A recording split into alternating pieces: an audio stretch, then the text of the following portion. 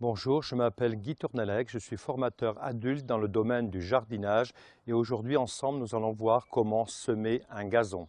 J'ai choisi pour préparer mon gazon de retourner la terre avec ma bêche il y a 3 semaines pour laisser germer les graines de mauvaises herbes ou d'herbes indésirables qui sont en surface. Ensuite, j'ai juste passé quelques allers-retours de râteau et de griffes pour les éliminer. Ainsi, pas besoin de désherbant.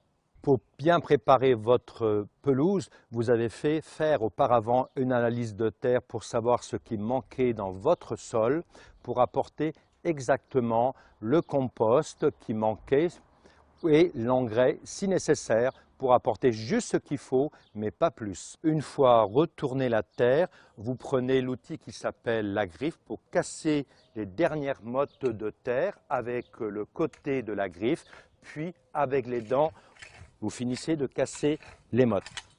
Ensuite, pour bien délimiter votre gazon, il faudra faire un sillon tout autour de votre gazon et autour des massifs pour faire ce qu'on appelle un filet.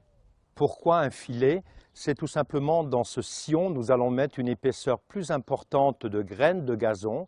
Ça fera une pousse vert foncé, ce qui fera le cadre autour du gazon.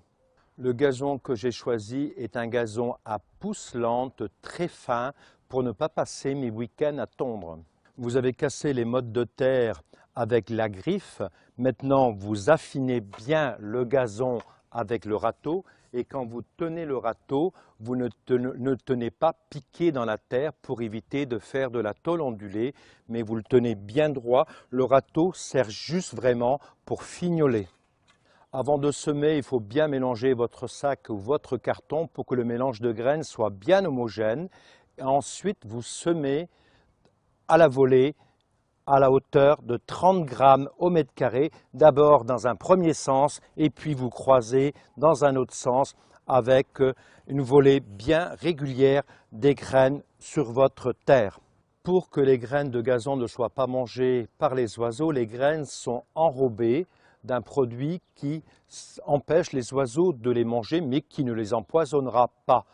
Une fois que le semis a été fait, on fait des petits mouvements de va-et-vient avec le râteau pour recouvrir les graines. Ne pas oublier de boucher le filet qui fera le cadre de votre gazon. Une fois que vous savez semer votre gazon, il faut passer le rouleau. Le passage du rouleau permettra de bien coincer les graines entre la terre du dessus et la terre du dessous. Ainsi, les graines sécheront moins. Après avoir semé votre gazon dans la journée, il faudra l'arroser en pluie fine le soir. Il vaut mieux arroser moins souvent, mais beaucoup. Ainsi, l'eau d'arrosage ira en profondeur et les graines de votre gazon seront obligées d'aller en profondeur pour aller chercher l'eau et donc votre gazon deviendra indépendant de votre arrosage plus rapidement. Au bout d'une dizaine, 12 jours ou un peu plus, votre gazon va lever. Il va pousser, de chaque graine va sortir une petite pousse.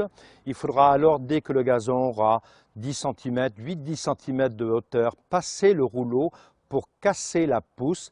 Ainsi, de nouvelles pousses repartiront des racines pour densifier votre gazon. Et plus vous passerez le rouleau, plus beau votre gazon sera. Nous avons vu ensemble comment choisir son gazon, comment préparer le sol, comment le semer.